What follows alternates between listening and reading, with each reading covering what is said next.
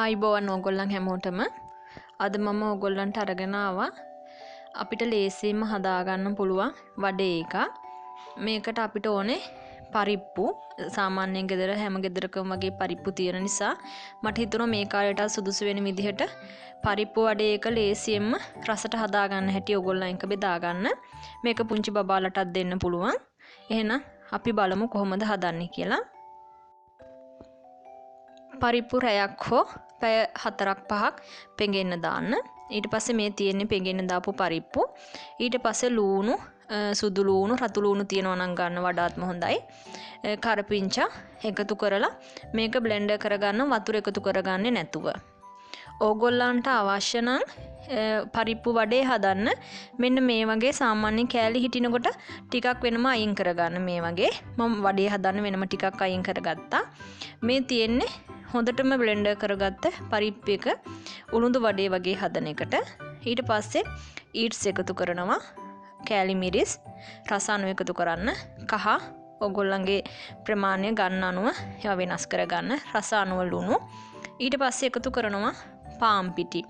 පාන් පිටි මම මේස හැඳි 3ක් එකතු කරනවා. මම ගන්න ප්‍රමාණය පහලින් ඕගොල්ලන්ට දාන්න. ඊට පස්සේ මේ වගේ හොඳට කලවම් කරගන්න ඕනේ.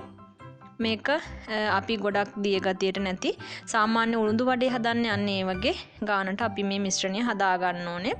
තෙත ගතිය හිටිනවා නම් පාන් පිටි ටික ටික එකතු කරමින් හදන්න. ඊට පස්සේ පැය 2-3ක් වගේ මේ වගේ පිපෙන්න තියන්න.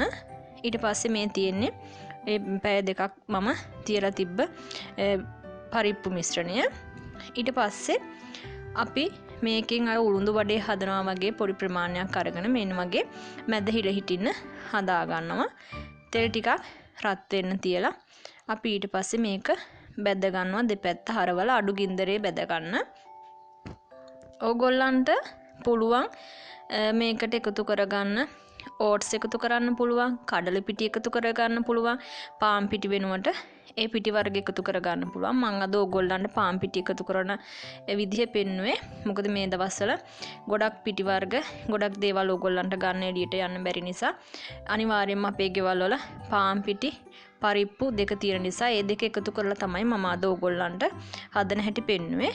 නමුත් ඕගොල්ලන්ට පුළුවන් ඕගොල්ලන් ළඟ තියෙනවා නම් අනිත් පිටි වර්ග කියන්නේ කඩල පිටි, ඕට්ස් වගේ තියෙනවා නම් එකතු කරලත් හදාගන්න බබාලට වඩාත්ම හොඳයි පෝෂණයනොත්. මේ තියෙන්නේ අපි ඒ බැදගත්ත වඩේ ටික. ඉතින් ඕගොල්ලන්ට පුළුවන් රැට වගේ මේ වගේ දෙයක් හදලා තව පොඩි දෙයක් එක්ක කෑමට ගන්න. බබාලට අපිට දෙන්න පුළුවන් මේක මොකද හයිය නෑ පරිප්පු වඩේ සාමාන්‍යයෙන් හදන පරිප්පු වඩේ එක වගේ. ඒ නිසා අපිට බබාලටත් දෙන්න පුළුවන්.